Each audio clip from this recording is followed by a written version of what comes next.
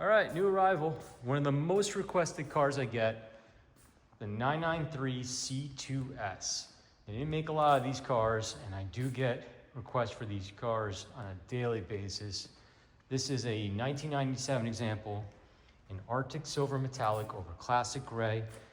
Of course, you get the twin grille on the C2S cars. Love it. This car has 18-inch wheels, brand new tires. The front rack was done at some point, which is, you know, these cars are becoming 25 years at this point. So they are starting to deteriorate those front racks. It is not cheap to fix. This one's been done. Classic gray leather interior with only 39,571 miles. Upgraded Porsche Classic radio. And of course you get the graphite shifter and e-brake and the bezels and the Carrera S badging and the tachometer.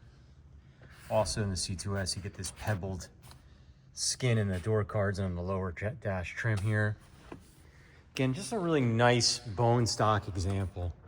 Engine as well has not been modified.